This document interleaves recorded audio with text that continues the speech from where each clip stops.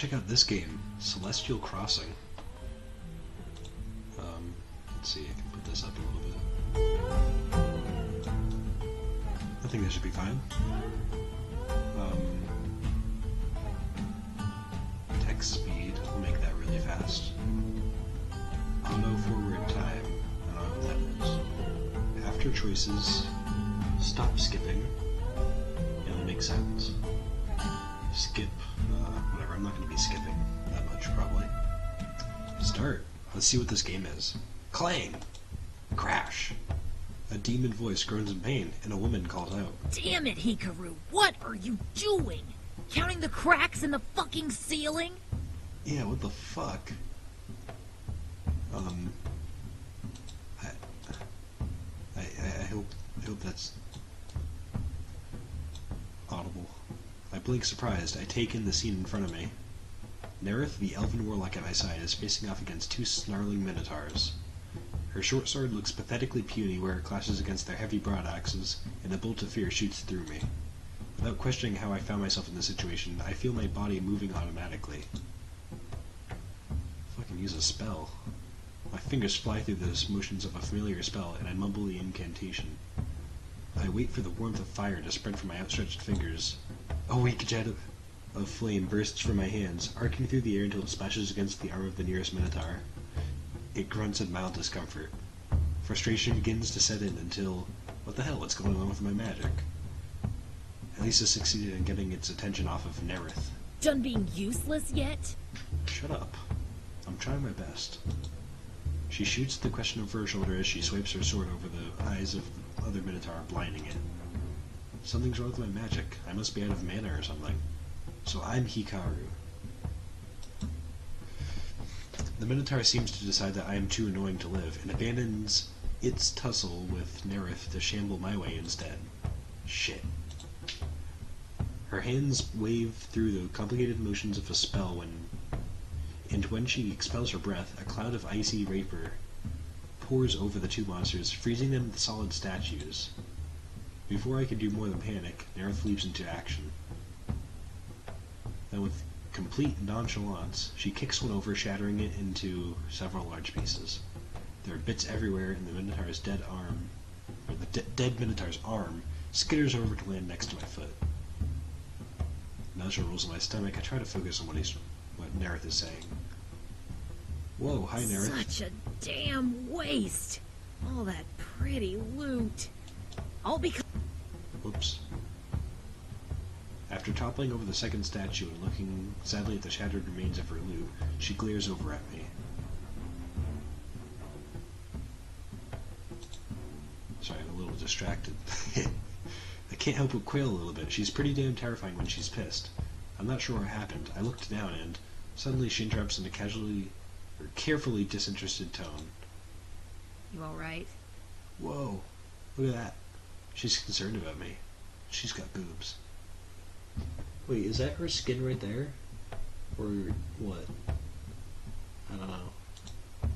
It seems crazy that I didn't notice sooner, but there's a slowly spreading bloodstain just above my stomach. I look down, not feeling pain. That's a bad thing, right? The sight is almost as alarming as the realization that it doesn't hurt at all. What the? I don't even remember getting this. Well, what what did you expect, showing up dressed like that? Idiot. Excuse me? It looks like you're not wearing any... I'm concerned that you can't hear this. I need to... Let's bring that all the way up. Okay, return. You don't look like you're wearing anything, really. It all suddenly becomes clear. I'm wearing my school uniform. What the fuck? I shouldn't be here. I can't be here. Nerith is me in the game. What? You're fucking me. And how was your nap, Azumi-san? Hagano-sensei. Oh my god, she's got tits hanging out of her shirt. Oh, I love this royalty-free music. The entire class is laughing so hard. I fantasized briefly about vanishing into the floor. Dude, I was just sleeping. Your tits are hanging out of your clothes. The worst part is embarrassing myself in front of Agano-sensei. Wow. This isn't quite as bad as the time I fell asleep and had a dirty dream about her in the middle of a class. And at least there's no drool. Go stand in the hallway, Azumi. I will deal with you in a minute. Whoa. That's weird. Why do you have a British accent? Your tits are still hanging out. I feel my face flush in humiliation as I make the walk of shame through the classroom, trying my best to ignore the snickers and giggles. Yeah, am I like in middle school or something? It's a small relief to shut the door behind me, but I hate that Agano-sensei is disappointed. Again. Jesus Christ. Especially since the nap wasn't really worth the embarrassment. What a lame dream. Fighting beside my game character and failing at it. Even in my imagination, I'm a freaking loser. Yeah, what the hell, Hikaru? Okay, now I'm just gonna put this out there. Hikaru, to me, is the name of a Super Smash Brothers player. He's a little chubby, and he plays Donkey Kong. And I'm just imagining him now. That's who I am. I am Hikaru. I'll put a picture of him up right now. Thinking back to battle, I can easily place the setting now that I'm not asleep. It looked like the final level before the end of the Lich Lord quest. Maybe I'm subconsciously trying to remind myself that I need to max out her level before the expansion gets released. And as it always is, thinking about Celestial Crossing is the metaphorical balm on my soul. Wait, but this game is Celestial Crossing. Ooh. Crossing Con. Wait, what? There's a convention just for one game? Crossing Con is coming up too. I need to at least grind through Lich Lord Keep and maybe the forest to... Keep falling asleep in my class again. Your voice is oddly, like, sensual. This is really weird. My automatic reaction is to squeak out her name, but it comes out sounding like... Ack. If you spent more time at home sleeping properly and less time playing games, maybe we wouldn't have to have this little chat once a week. Yes, ma'am. Her gaze is stern at first, but as she sighs, the wind seems to go out of her. Honestly, Azumi-san, it's not as though you're a bad student when you apply yourself. I know your father isn't home, but I need you to try harder. Whoa. The hell? So my father isn't home now. I guess that's why I'm addicted to Celestial Crossing, the RPG. My face heats up and I hang my head like an idiot. At 18 years of... Wait, what? I thought I was younger than that. Why is this teacher caring so much about me then? I should be able to do my own shit. At 18 years of age, I'm way too old to be falling asleep in class all the time, barely passing all my subjects. Yeah, I know this. Fuck. If only it was as easy to level up in real life as it is in a game.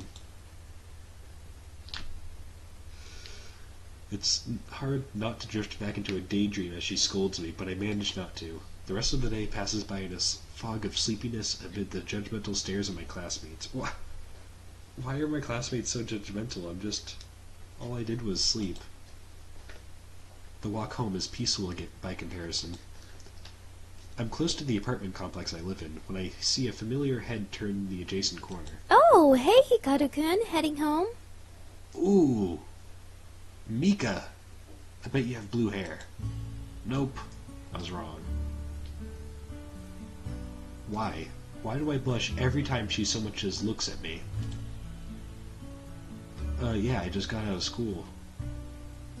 It's kind of what I do.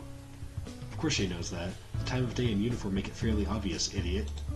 Time to deflect. Deflect! You went grocery shopping? Whoa, look at that! I motion lamely towards the plastic bags she's holding. They look a little heavy. By some miracle, she actually smiles. Uh-huh, I got some Whoa. ingredients to make dinner tonight. She's straight up just like... nobody smiles like that. So let's see. She cooks.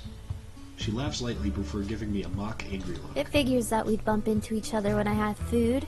It seems like the only time you ever see me is when I'm trying to feed you. Funny. I'm hungry a lot. Sorry, Mika-chan. She throws her elbow playfully at my midsection. It takes all of my willpower not to grunt like a little sissy. She's completely wrong, of course. In the entire span of time we've known each other as next-door neighbors, I don't think I've sought her out once. In fact, up until my mother passed away, I got the sense that she didn't even like me. She stopped coming over to play when she entered junior high 2 years ahead of me. It wasn't hard to figure out that she probably didn't want a little kid hanging around with her older friends. Yeah, that makes sense. When Mom passed, though, she started showing up again. Mostly with food, but also sometimes just to make sure I was taking care of myself. Aw, look at that, she's so Aw, compassionate. Hikaru-kun, can you please try to be a little more comfortable with me? We've known each other since we were practically in diapers. This makes me want to die. Actually, do you think I could walk home with you? I wouldn't mind some company. What are you doing? Okay. Let me just put this up even more. I feel the skin under my collar go hot. Let's get rid of this.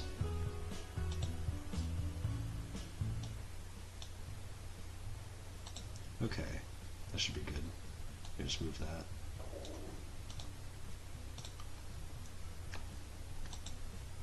I feel the skin under my collar go hot. I've always been in love with her, of course, but with her looks and the fact that she's already dating real men at her university, I have less than a snowball's chance in hell. Ooh, that's nice, that's a nice picture. I'm pretty sure I nod or something, because Mika continues smiling and falls into step beside me. The silence that falls between us is painfully awkward. This is me. I feel myself start to sweat a little as we pass by the park and a couple of houses. Or just a couple houses. There is still a good 2 or 3 blocks before we make it home, and I have no idea how to entertain her. Yeah, I'll carry your bags. Hell yeah. That's what I do. Those look heavy. I can carry them for you if you want. Oh, sure. Sweet. I'm getting in. She looks pleasantly surprised at my offer, and I feel an unfamiliar surge of self-confidence. Jesus Christ, grow some balls. I reach out and take hold of the groceries. They're a little heavier than I anticipated, but I force my muscles to relax and not look like I'm straining too hard to carry them. I ask them the question before I really think about it. What did you get? Condoms. You're being unusually assertive today. Insertive. No, She looks quietly amused for a minute, like she's laughing at some inner joke, before casually moving on. I bought some extra things to make your favorite, beef stew. Beef stew! I love that! That's my favorite! My favorite! Oh, she rolls her eyes. Yes, your favorite. It's been a while since I cooked for you last, hasn't it? Yeah, cooking for a guy is a girlfriend thing, isn't it? Yeah. And let's face it, you could use the extra calories. When was the last time you ate something that didn't come out of a styrofoam cup? Well, the other day I drank a juice box. The warm feeling drops back down to my stomach where it belongs. Snowball's chance in hell, remember? Get fucked. We reach the apartments and head up to the 3rd floor where we live. We live? She, my neighbor, like, across the hall? I start puffing by the 2nd landing, but if she notices, she's kind enough to pretend not to. Thanks for your help, Hikaru-kun. I'll come over later when the food's ready, okay? Okay. She takes the bags from me, and her fingers accidentally brush against mine. Don't you fucking dare. Oh my god. The innocent contact sends a shiver through me. By the time she smiles sweetly and thanks, I'm ready to flee back to the lonely, quiet lair I call home. I unlock and enter the apartment, placing my shoes on the rack by the door.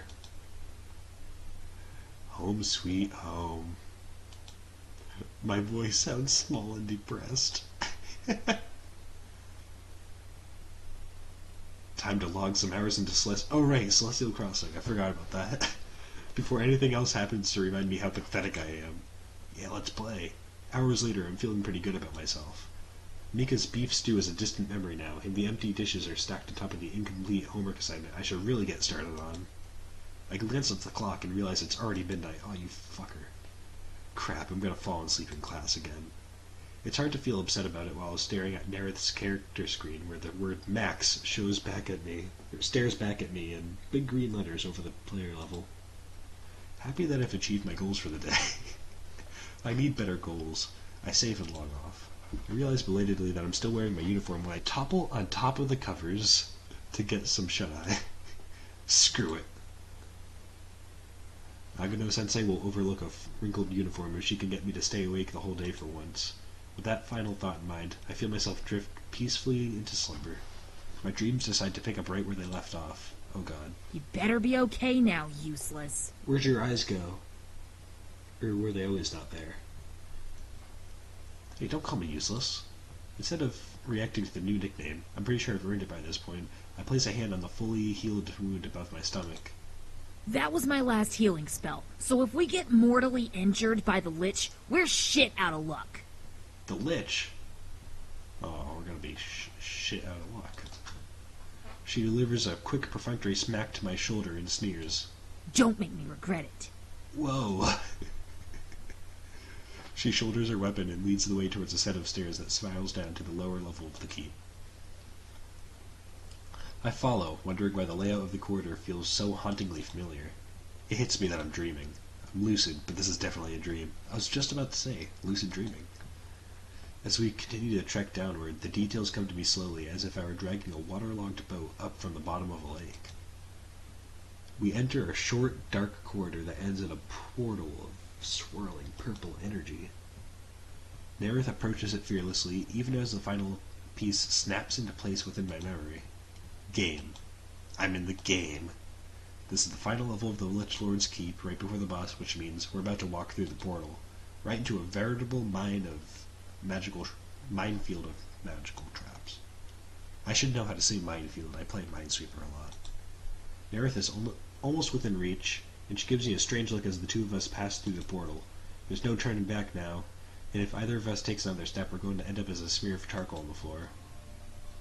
Pull her back. I reach out in a blind panic and snatch at Nerith's arm, ready to yank her out of harm's way. Nerith, however, is having none of it. Not used to being manhandled, she fights against my grip, squawking in outrage. Hands off, useless! Ouch. I failed to take into account how much stronger than me she actually is. Oh no. She's gonna die. She shakes me off, the momentum carries her that last fateful step into the hallway. We both freeze at the ominous click of a trap triggering. Flames and dark magic shoot up from every conceivable surface, blinding us. Echoing laughter is the last thing we hear as the corridor goes black. We don't even have time to scream. Just straight up die? I wake up, gasping like a fish out of water. I can still taste smoke in my mouth, feel magic tendrils crawling along my skin. Then I feel the unmistakable prick of a sharp metal edge against my throat. What have you done? What? What happened? Shaky purplish gray arm. What? Oh my god, I took her to the real world. I want to shake my head in disbelief, but even my shocked mind realizes that I don't want to accidentally decapitate myself. Whoa. What's with this position? Impossible, my mind screams. I'm still dreaming. I have to be. But I don't flatter myself that my imagination could come up with these kinds of details. The way her badly singed clothes are hanging from her body in tatters, barely concealing the important bits, and still smoking from the fires in the dream. The way her arms dart around the room like a cornered animal. What the fuck? I'm about to ask her how she, a character I created for a fictional video game, came to be standing in my bedroom when she suddenly speaks, beating me to the punch. Send me back right now, or I swear I will gut you where you stand. This voice acting is getting me. Her threat echoes throughout the silence of the apartment. A slightly hysterical laugh bubbles up, but I manage to quash it before it can piss off the elf any further. Ooh, unexpected guest. I realize I need to defuse the situation, preferably before something messy happens, and open my mouth to speak. Well, I'm not really standing, so get fucked. Wordplay. My voice comes out in a weak, whimpery tone that would be embarrassing if I wasn't completely scared shitless. Oh, my mistake. Maybe I'll just disembowel you and wear your innards as a necklace instead. Let's just bring that down a little bit. I feel my skin go cold at the deadly promise in her eyes. She applies pressure to the blade up my throat, but not enough to actually break the skin yet. I choose my next words carefully, since I know there's a good likelihood that they could be my last.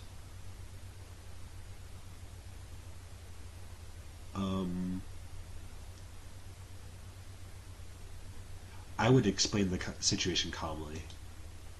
Okay, I know you have no reason to believe me since my life is on the line, but I swear I have no idea how you got here. She makes a noise at me that can only be described as a hiss. I was asleep, and in my dream, we were in the Lich Lord's keep. We set off a trap, and now you're here somehow. A dream? You expect me to believe that? Yes. Her arm tenses, and I half expect her to lop off my head just out of spite. Consequences and lack of answers be damned. You think I can't recognize evil magic when I see it? Yes, no. Well, look around. Does any of this stuff look familiar to you? If I had something against you, wouldn't I kill you outright? If I was trying to trap you here, why would I place myself within swinging range of your sword? Oh no. It's wavering against my skin. But that's good. They caught me. Fucking English voice acting. English dialogue. Why the hell am I saying Kami?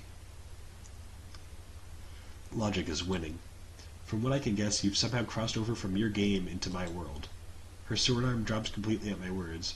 She frowns in consternation, but the wind seems to have gone out of her sails. Feeling a little safer, I finally stop fighting my gaze from straying downwards. And in my world, women usually wear more clothes. This non sequitur is apparently just a push too far. Fucking shit!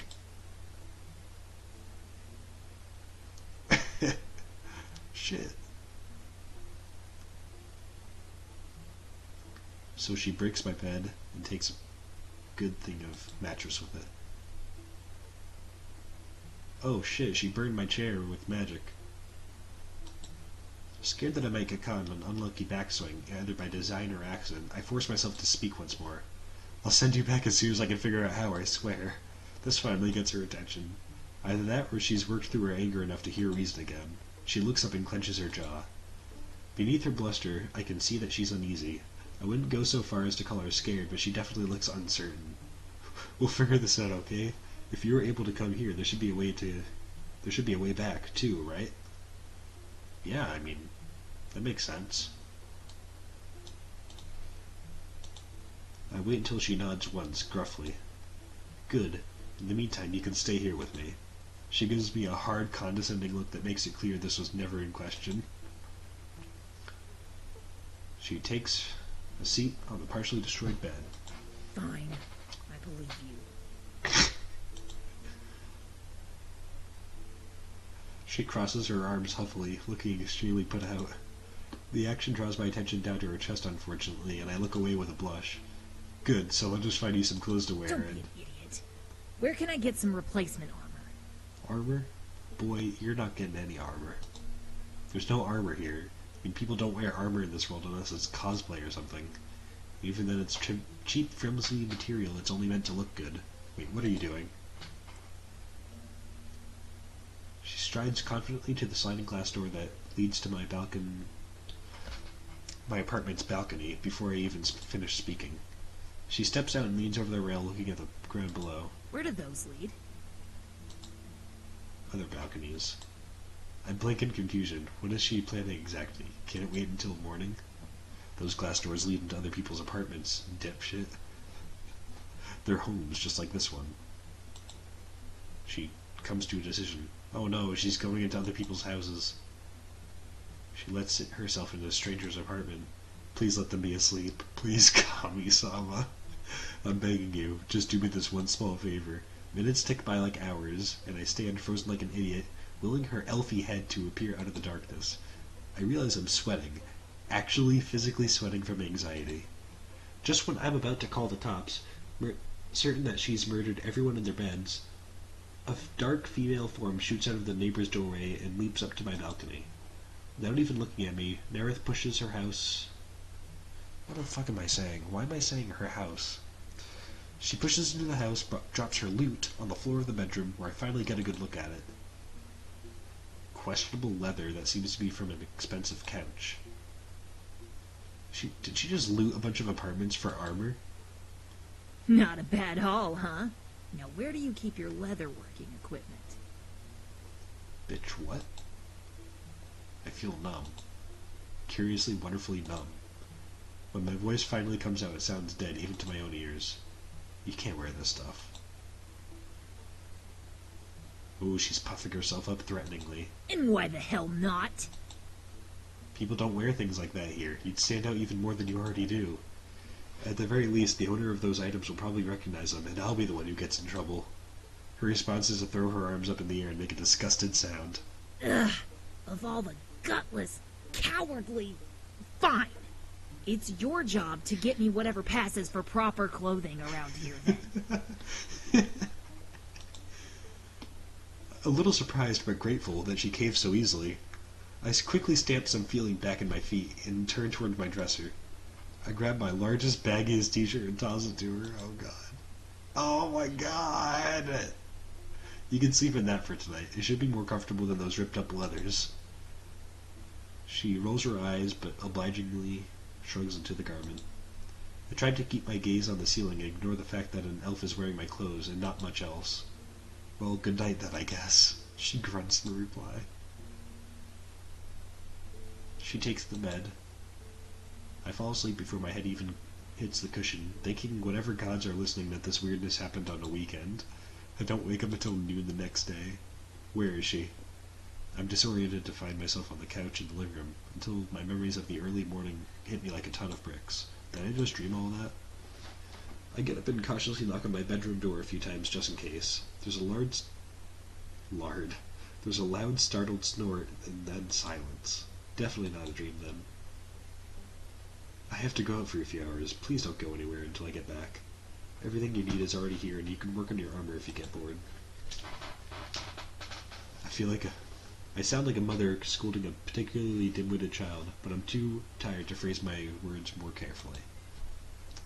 While I'm at it, I should go ahead and add, there's food in the kitchen if you get hungry. Piss off. I sighed before grabbing her wallet and getting out the door. Whoa, what's this? Whoops. That's a YouTube video. I don't know why that was on. After grabbing a quick bite to eat, I head to the mall to look for some girly clothes. Not sure where to start, I make for one of the bigger department stores that has a little bit of everything, and turn toward this female section. I'm immediately assaulted by lace, frills, flowery things. The question of how far I'm willing to take this looms in the back of my mind. Am I getting underwear too? A bra? What sizes? Should I ask someone? My face hot, I try not to look out of place as I sort through some ugly-looking blouses. I hear a giggle on my right, and before I can help myself, I look up. Ah, schoolgirls. I fucking hate them. What if these girls are from my own high school? Being a social outcast is one thing. Being openly mocked and ridiculed is quite another. I drop the shirt I'm holding and run the hell out of there. Yeah, I better get out. The humiliation is great as I drag my feet up the stairs of my apartment 30 minutes later. She looks at me from her seat on the floor. Where are the clothes? Where are they? That's good. Her crafting materials lay scattered around her, along with some tools I recognize from the utility closet. All I can do is shrug hopelessly and hope she doesn't maul me with the hammer she's using to flatten pieces of metal. She curls her lip in disgust, rolling her eyes. Are you anything other than useless? Forget it then. I'm not staying cooped up in this hovel another day while you dick around trying to find a solution. You don't have to be so mean. Figure this out myself. Oh. Before I can work myself up to a reasonable argument. Knock, knock, knock. Someone's at the door. She's going to go into battle mode. Quick, in the closet. What? Get in the closet. There are little slats you can see out of. Yeah, please. You're so pathetic. Goes in the closet. Hey, Hikaru-kun, how was your day today? Oh, it was great. Praying that she doesn't read too much into my haggard, stressed-out appearance, I fumbled to answer. It was fine. I was up late playing video games, so I didn't get much sleep. Stop! Stop telling her what a loser you are, idiot. She looks me over with what I hope is concern. You shouldn't do that so often, Hikaru-kun. You'll get sick if you don't sleep properly. Hikaru-kun. Did you get to eat the dinner I made you at least? Yeah. Thank you, it was delicious as always. If I were any other guy, I might think her cheeks were a little flushed. She smacks me playfully on the arm. Well, if you're done, can I have my dishes back? That's kind of why I came over. Oh, this is so generic anime voiceover. Just hold on a sec. I scrambled to my room to assemble the dirty dishes, praying that Nerith won't lose patience and ruin my life by jumping out now. Thankfully, Mika is still standing at the door calmly when I get back, and I hand her the bowls without incident. Good. I'll just wash these up before I head over to the store. See you later, Hikaru-kun. See you. I shut the door behind her 1 second before Nerith comes barreling out of the closet. Without preamble, the elf point a finger imperiously at the doorway. Were those normal clothes? Yes, those were normal clothes. I nod, not sure where she's going with this, but hoping it won't turn into another argument. Does she live nearby? No.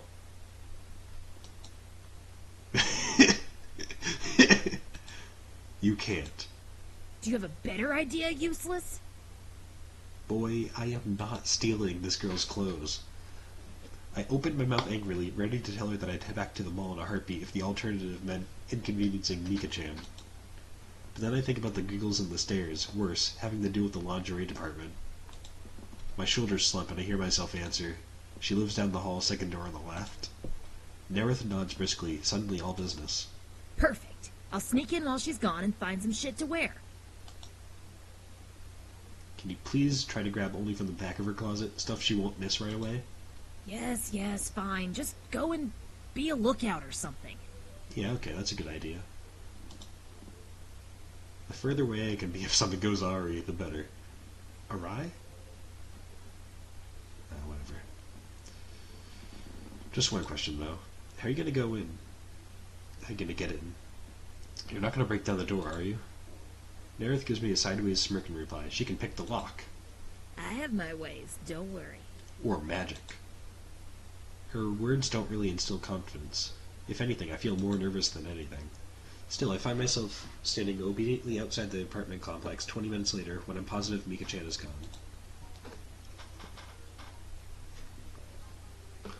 Behind me, I watch in awe as Nerith hops nimbly from balcony to balcony towards Mika's place. She lets herself in by sliding the glass door, or the sliding glass door, and I wait. Wait and worry, then the worst possible thing occurs. Around the corner comes Mika-chan, grocery bag swinging under one arm as she makes her way home. Shit, how's she back already? Belatedly, I recall that I ran into her coming from the store yesterday as well. The quick trip makes sense if she only went to the convenience store for one or two little things. I know that Nerith isn't done yet, and I have no idea how much longer she'll be. I need to stall, but how? Without really thinking about it, I blurt her name as soon as she's within earshot. Mika-chan. She looks surprised to see me, but her smile is friendly as always. Oh, Hikaru-kun, what are you doing out here? Yeah, what the hell? I'm supposed to be in my room playing video games. That's a great question. Fucking... It bothers me that everything about this game is literally reading my mind. What possible excuse could the reclusive, geeky gamer boy have for standing around on street corners in the middle of the afternoon? Not getting strippers, I'm telling you that. Thought I'd take a walk to be healthier, like you said earlier. Her eyes dart to fully take in the fact that I'm just standing there despite my words. Her lips curve into a teasing smile. If that's the case, you didn't make it very far, did you? I'm trying my best. Think of something else. Oh boy. Well, she had a slight blush earlier, so she's gonna like this. The words come tumbling out of my mouth without real thought, and I'd be mortified. If it wasn't for the incredibly cute blush decorating the girl's cheeks. Boom! Fucking nailed it! She laughs as if to brush off her embarrassment, but the way she pushes a strand of hair self-consciously behind her ear makes my heart start. Ooh boy, it's gonna be a long, long series. Heart stutter. How gentlemanly of you. I guess I ruined your shining moment of chivalry by coming home too soon then, huh? Yeah, you did. Her smile is so soft and feminine. My tongue promptly decides to trip all over itself in reply. It's fine. I should have made up my mind earlier. Whoa! What's this shit about shampoo? Smells like cherries. She giggles a little bit, readjusting the bag in her hands. I take a moment to glance upward at the balconies. Still no sign of Nerith. I need to get Mika to turn away from the apartments, I realize. Can I walk you upstairs at least? Oh, whoops. What just happened? Her answering grin is enough to make my palms sweat. Sure. Sweet. I wait for her to turn and pretend to follow. Wait, Mika. She turns away from the building, confused. I wanted to know the recipe for the beef stew you made. I could tell you that more easily upstairs, HIKARU-kun. Why? You can tell me that anywhere. She moves the head inside, and I impulsively grab her hand to force her to face me. Whoa! She looks surprised at the contact, but doesn't pull away. Well, I thought since I'm already down here, I could head straight to the store to buy the ingredients. No need for unnecessary stair climbing. Yeah, because I'm weak as shit. She begins to lift her eyebrows suspiciously. I feel the back of my neck break out in a cold sweat until, suddenly, I spot movement out of the corner of my eye. Miracle of miracles, Nerith is making her way out of the balcony door, her arms laden with You clothing. were just going to remember all the ingredients? Don't be silly. I would need to write them down for you, along with the cooking steps. Yeah, you're right. I stop listening. The blood drains from my face as I watch a pair of jeans come tumbling out of Nerith's arms toward the sidewalk below, as she leaps back towards my apartment. The jig is up. This is all I have time to think as denim fabric hits concrete with a heavy flop. The sound isn't loud, but it's unexpected enough that Mika starts to glance over.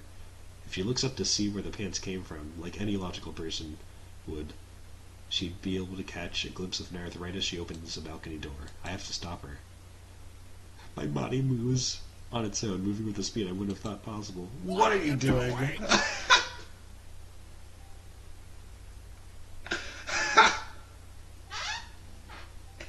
That's Hikaru.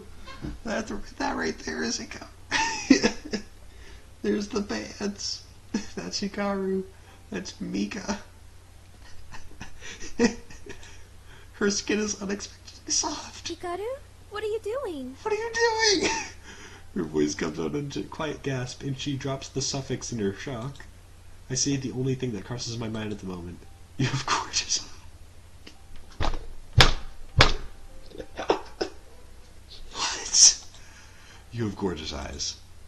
Then my brain kicks into gear, and humiliation fills me so completely that I barely notice the sound of her bag hitting the pavement at her feet. I let go of her, as if her skin were hard enough to melt iron. Then I run, because that's the kind of guy I am. I run. At least I have the presence of mind to retreat up to my apartment, instead of away from it like an idiot.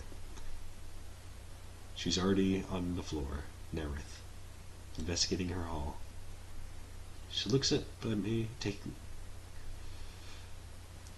You know, me and this main character have many things in common. We both stumble over our words. We,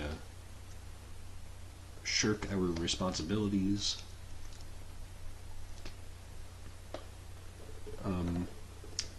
Seems like he's doing better on the whole cute girls everywhere front, but I'm sure I'll get there.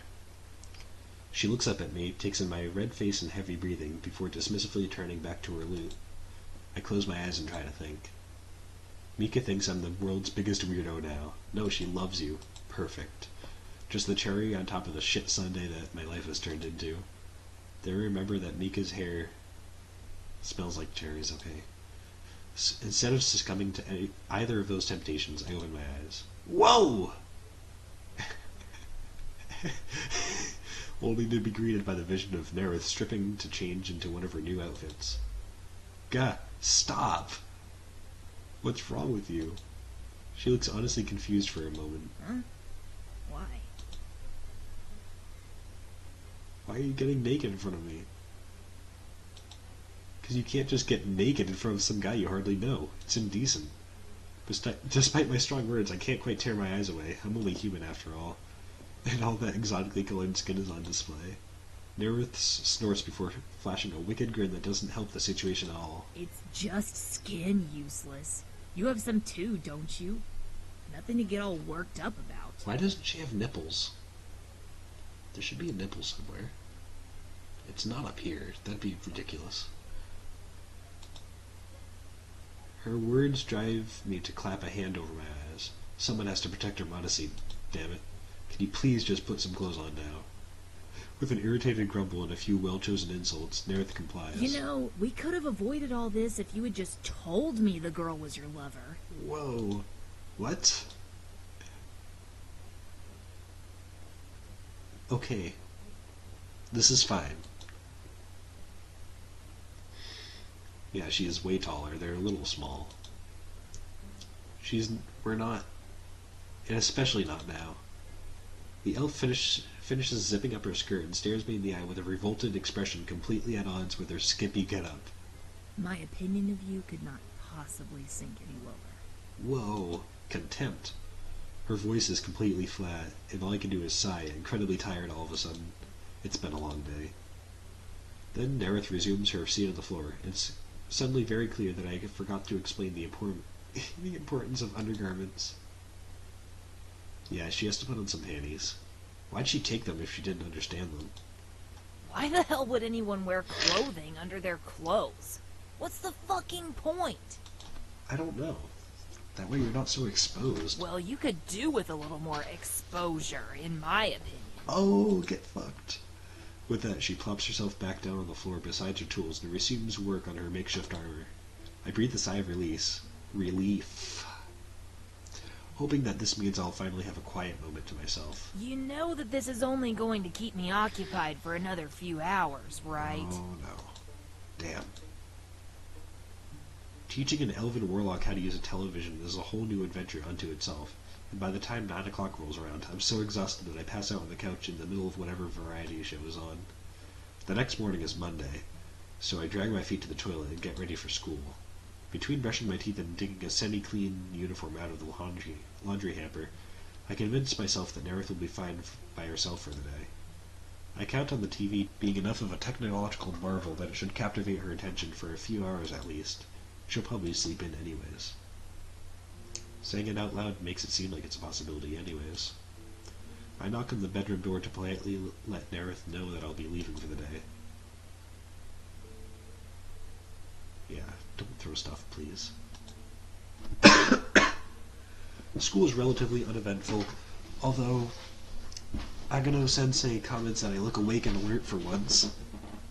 That's funny. Too alert, probably. I'm antsy all day and jump at the slightest provocations, to the point where the people around me start to notice. Whoa, whoops. It's hard not to, though, since I can't seem to fight off the anxious feeling that Nerith is going to get in trouble while I'm out of the house. By the end of the day, I'm a nervous wreck and I beat everyone else to the door as soon as the last bell of the day rings out. What the hell did she do? Everything's on fire!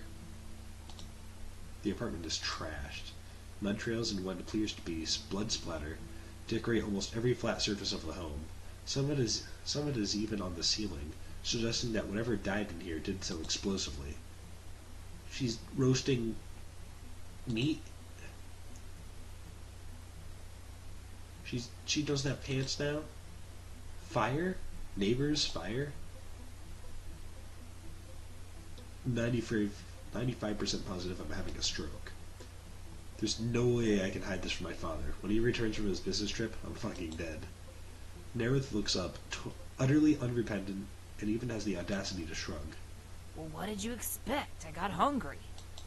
I have a whole refrigerator of food. She ignores me, taking a huge bite out of the meat. She takes her time chewing before bothering to form an answer. My patience is running out, useless. I'm used to being outside, running, and more importantly, hitting things. As far as I'm concerned, all of this... Yeah. is your fault. Oh, God. Yeah, I would do the same thing. Clearly, leaving her alone all day is out of the question. I have a sneaking suspicion that she went easy on me today, confining her destruction to just the living room.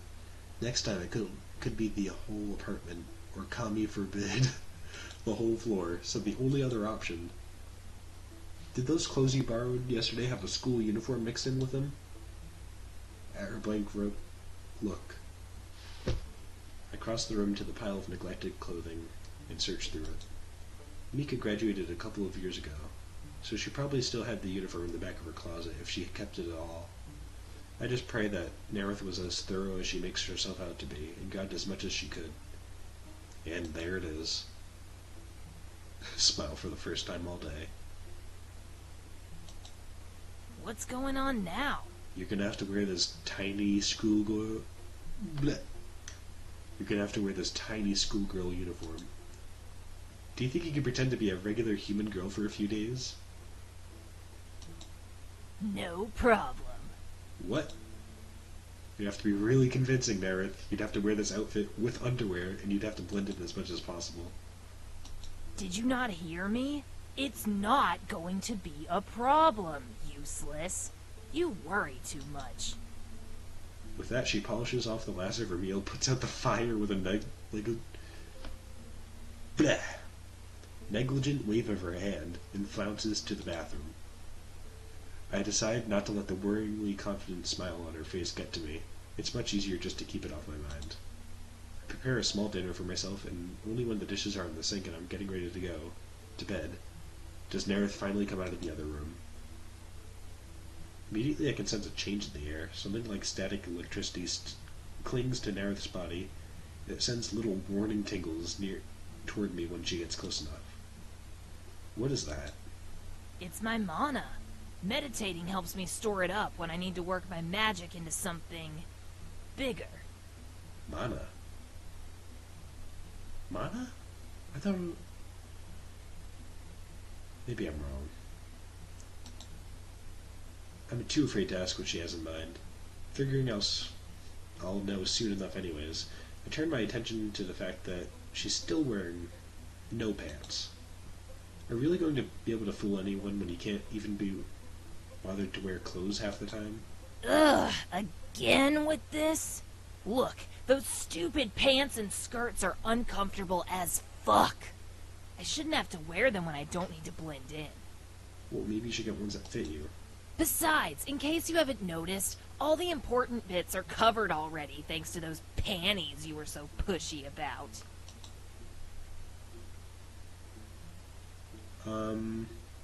She won't put up with that shit. But she will get mad at me. I don't want her to be mad at me. It's not hard to let my body posture slump with dejection. To be honest, standing straight is more of a challenge on most days. I open my wise-eyed and peer at Nerith with what I hope comes across as a combination of heartfelt sincerity and sympathy-inspiring vulnerability. Probably I just look like I'm about to cry. Yeah, I would burst into laughter too. Oh my god, stop! I can't even... Okay, fine. Quit before I knock you out. Funny. A scowl with embarrassment. This entire game is an embarrassment. In hindsight, I probably should have known that the no-nonsense elf would be impervious to such tricks. The only salve to my wounded pride is the thought that, if nothing else, I made her laugh, and to agree to my demands, which is something. Sweet. I cover my eyes with a hand, giving her a modicum of privacy, but stay in the doorway so she can't escape without my knowledge. I halfway believe that she'll change her mind and shove me outside the bathroom like a rag doll before trotting on her merry, semi-clothed way. Well, you've happened to catch me in a good mood, useless. Thinking that I must be suffering from some kind of auditory hallucination, I keep my eyes shut tight until I hear the unmistakable sound of a zipper. Take a peek at her. She's wearing her clothes again. I'm not a complete bitch, you idiot. I get that this is your world and you have a better idea of how to make this work than I do. I think I can humor you in this one thing. Oh, we're becoming friends now. Not just me who brought her into this world for some reason. I'm still in shock when I go to sleep that night. The next morning we enter the school and all my anxieties from the previous day look like pleasant daydreams compared to how I'm feeling now. I will kick you in the head if you throw up on my shoes, useless. Her reassurances are truly heartwarming. It doesn't help that she stands out like a sore thumb. Her coloring would have been enough to catch anyone's attention, but her towering height on top of that makes her all but impossible to ignore. She's got pointed ears, my god. Oh, God. They stare at her. Yeah. How did I think this would be a good idea? Couldn't you have disguised yourself with magic or something? I hiss to her out of the corner of my mouth as we take seats towards the back of the classroom. Would you just relax already? I told you, I've got this. It doesn't sound like it. Agano-sensei. I hear Nerith chant something under her breath next to me. Nothing flashy happens. Oh, she's doing magic. The teacher blinks a few times as if trying to shake off... Oh, what's with your expression? None of the other students seem to notice. One moment, everyone is looking over at us, wondering who the tall, strange-looking new girl is. In the next, Agano-sensei is at the front of the class, introducing her to us. Everyone, welcome our newest student, Nerith-san. Would you like to say anything to your new classmates? No. What kind of spell did she cast? All right then. Everyone, turn to your calculus assignment from yesterday. I hardly dare to believe what's just happened. Racking my brain, I try to think back on what spells Nerith had in game and figure out which one of them could possibly do this. Maybe a basic mind control or a charm with an area effect radius large enough to encompass the whole room. Yeah, she's fallen for it.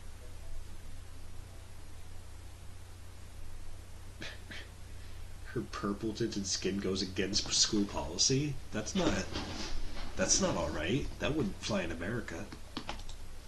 Everything is fine. I almost start to believe that the situation worked out when something dangerous happens. Nerith gets bored. Please come to the board and solve this equation, Nerith-san. Yeah, solve it. Sure, my ass is falling asleep anyway. Whoa. Yeah, that's kind of shocking.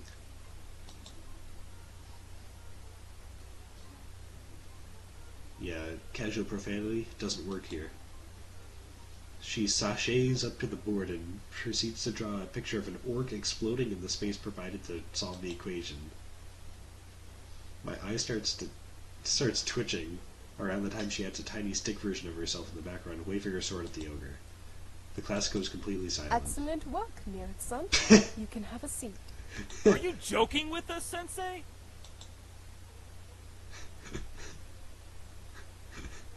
Yeah, what the hell? Are you still having trouble understanding the equation, Yamaguchi-san? If so, you can stay after class today and join the study group. Get schooled. Yeah, you better stutter. Apparently his agitation is so great he can't even speak. The confused grumblings don't end there, and similar outbursts occur every time Agano-sensei calls on Nerith for an answer.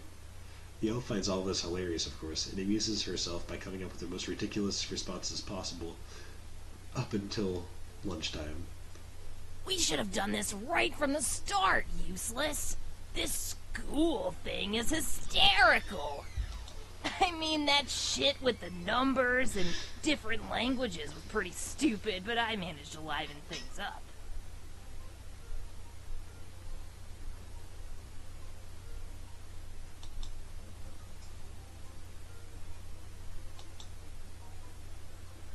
Thanks for that. It's not like we really need to know any of that stuff for exams or anything. Luckily, the sarcasm seems to fly right over the elf's head as she happily digs into the bag of yakisoba bread that we brought on the way to school this morning. She sniffs it and then eats it. Holy shit, that's amazing! What the hell have I been eating before this? Her happy moan of delight attracts attention, and I fight the urge to cover my face in embarrassment. It's also distracting enough that I don't notice Yamaguchi and his two friends wander up until they're leaning over our desks. So did you show up just to play some kind of weird prank on the school? Who the hell is this tool? They look pretty pissed, though none of them come close to looking as completely outraged as Nerith when she realizes her delicious meal is being interrupted. Are you talking to me? Yeah. I don't know how you got Agano-sensei in on the joke, but you need to quit. It's wasting everyone's time. I start to sweat. The suddenly eager look on Nerith's face can't be a sign of anything good to come. Especially since Nerith's idea of a good time typically includes bloody dismemberment. Clueless as to just how close he is to death right now, Yamaguchi's frown turns into a nasty taunting sneer. And what's with the body paint and ears? Who comes to school looking so stupid? Do you think you're a fairy princess or something? This is literally middle school. Fucking what?